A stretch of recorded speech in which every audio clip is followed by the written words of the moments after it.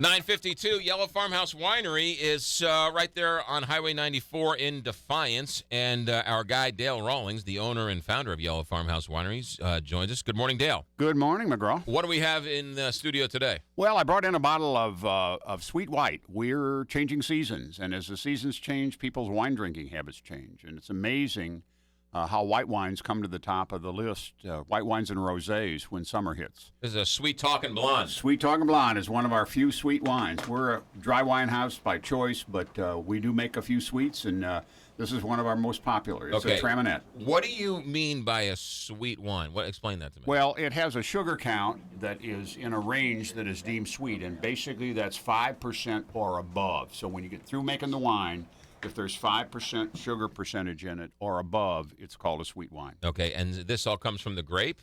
Well, it comes from the grape, but we can add sugar as necessary. Okay. Sometimes, though, we make a sweet wine by not fermenting out all of the sugar. Oh, okay. In our winery, though, we take the fermentation to zero, and then we add the sugar back in. We have more control over it. Okay, when you add the sugar, does that mean you're literally adding like a cup of sugar? What does that Plain mean? old C&H. Really? Regular sugar? White cane, oh, yeah. Really? Yeah. Now, one thing we don't use, and that is the corn-based syrups, like the... like corn syrup. Yeah, corn syrups, those things. We don't do that. But we use a plain C&H sugar to take it back up. Huh, really? Yeah, dump a sack in. Okay, so when you're drinking sweet wine, how do you say it? Traminette? Traminette. What goes well with the Yellow Farmhouse wine Traminette? Well, the sweet wines, I think, go very well with the lighter summer dishes. I think people like them with salads, and salads are very hard to match wines with. Yeah. So sweet wines sometimes work. The sweet doesn't contrast as much with the salad dressing, the oil, and the vinegar, and people like it. They also tend to like it as a sipping wine. Sipping, I'm meaning necessarily a wine you just drink by itself without having a meal with it. Right, yeah. So when you're cooking all day, a good sweet wine's a good thing to keep you good company while you're in the kitchen. Sure, we call it a good 4 o'clock wine. What's going on with Yellow Farmhouse Winery? Anything we should know? Well, the big thing's happening is next weekend we have Peel and Eat Weekend. We've got shrimp all over the place, boiled shrimp with dipping sauce and corn and slaw and beans and all the good stuff you'd want with a summertime pile of Peel and Eat shrimp. Zydeco band, nice. a little Caribbean music, and just kind of a kickback weekend. Wow, that sounds like a whole lot of fun. It's the 7th and the 8th. That's next weekend. Okay, Yellow Farmhouse Winery on Highway 94. It's the first winery you come to.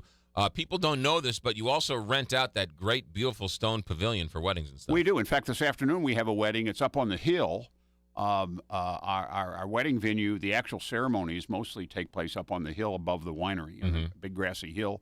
But people like to adjourn down to the pavilion for a reception, and we've got one of those. You got it. I mean, you did a really beautiful job. It's a beautiful looking, nice stone fireplace and the nice tongue and groove timbers there. It's a nice little place. Thank you. Well, we had all the timbers cut out on the western slope of Colorado and hauled in here. It was an amazing sight to see 2 great big 18-wheelers roll in with those giant timbers on. Yeah. How many people ride on the Katy Trail and then stop off at Yellow Farmhouse? Lots, and we greatly underestimated that market. We have a lot of people who start right there because we have a big parking lot across the street, or people who start, for example, up around St. Charles and ride down to there, or start maybe down in Augusta and come up to there, use it as a turning around point, right, and go back out, and they stop and have a bottle of wine or some snacks or some cheeses and sausage and that sort of thing. It's a great deal. All right, so the Norton's still there? Norton is there. It's back. We have a little younger Norton that we're serving right now. I recommend people buy it and hold it, but it's one of our best. You know what, when I went out there and you sort of walked me through the wine tasting area and room, first of all, I had a blast. Second of all, I learned so much, and it's actually really enjoyable to go and listen to somebody who knows, who's not pretentious, who can sort of teach you. And you enjoy the wine so much more by doing that wine tasting. Well, I'm glad to hear that because that's what we teach our servers. We spend as much as half an hour, 45 minutes per customer just walking them through tastings because Missouri wine is not a known quantity to everybody. They know some of the big California names or the European names, Right. but they're not familiar with names like Traminette and Norton and Chamberson. Yeah. So it takes time. What about the Ruby Red? What's that one? Well, that's I always say it wrong. I always say it wrong. Yeah, Ruby Norton. Ruby Norton. You got that stuff in your veins. Man. That stuff is good. That stuff is plenty of Ruby Norton there at Yellow Farmhouse Winery. Highway 94 in Defiance, the website, Dale? www.yellowfarmhousewines.com. Have a good weekend. Thanks for coming Thank you, in. buddy. All See right. you. Something Bye-bye. to do this weekend. Have a great weekend at Tutaler. Oh, wait. I got time. All right. I have just enough time.